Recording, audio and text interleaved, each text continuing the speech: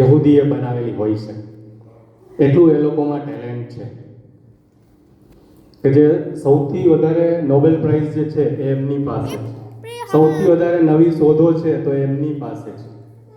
એટલે આટલી એક બુદ્ધિશાળી પ્રજા જે છે, તો એ દેશનું તમે જે શિક્ષણ વ્યવસ્થા જુઓ ને, તો એક વસ્તુ એમાં બહુ જ સુંદર છે કે તમે કેજીથી લઈને પીજી કે પીએચડી સુધી તમારે એક વિષય ભણવો ખૂબ જ કમ્પલસરી છે. તમે ભલે આર્ટ્સમાં ભણતા હો, કોમર્સમાં કે તમે ફિઝિક્સમાં ભણતા હો, એક વિષય તો તમારે ભણવાનો છે.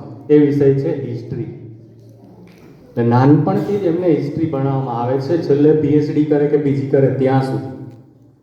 એટલે એમને એમનું અસ્તિત્વ ખબર હોય છે કે અમારી ઉપર શું અત્યાચાર થયા છે, કે અમે ક્યાંથી આવીએ છીએ, અમે શું છીએ.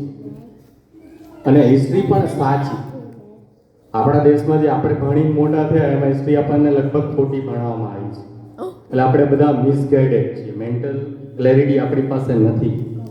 એનું એક કારણ એ છે કે જમ્મુ કાશ્મીરનું સોલ્યુશન નથી આવતું, કારણ કે આપણને પ્રોબ્લેમ જ ખબર નથી ને કે એ ખરેખર ભૂમિ આપણી હતી, કશ્યપ ઋષિની હતી, એના ઉપરથી કાશ્મીર છે. આપણને નથી ખબર કે એક્ઝેક્ટલી આપણી હતી, આપણને ત્યાંથી ભગાડી દેવામાં આવ્યા છે.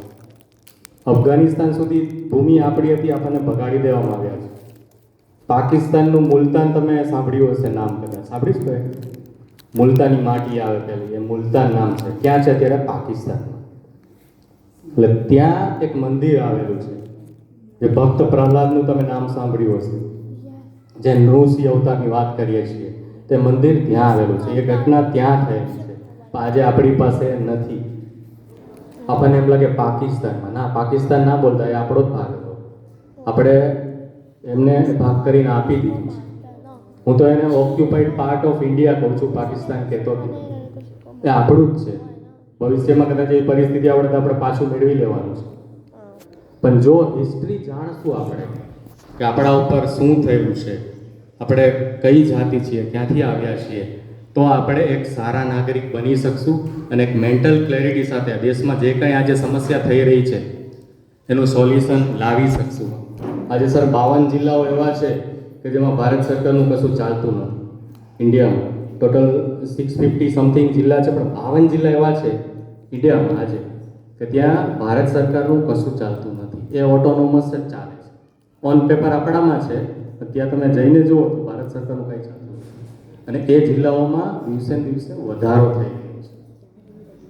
બરાબર છે. સ્પષ્ટ કારણ કહી નથી શકતો, એ આપણે સમજણ શક્તિથી મેળવી લેવાનું છે કે કેમ એવું થઈ રહ્યું છે. ખાસ કરીને ડેમોગ્રાફી આપણા દેશમાં ચેન્જ થઈ રહી છે. આપણા બહુલક એરિયા હતા ત્યાં કોઈ બીજા ધર્મના લોકો આવી રહ્યા છે, એટલે આપણો કંટ્રોલ ધીમે ધીમે ત્યાં જઈ રહ્યો છે. આપણે 150મી વંદે માતરમની જયંતિ ઉજવી રહ્યા છીએ. એ વંદે માતરમ છે એક બેંગોલી પોએટે લખેલું છે, બંકિમચંદ્ર ચેટર્જી. તો ત્યારનું જે બંગાળ હતું એ આજનું ઓરિસ્સા, આપણું વેસ્ટ બેંગોલ, બાંગ્લાદેશ, અસમ, આ બધું જ થઈને એક બેંગોલ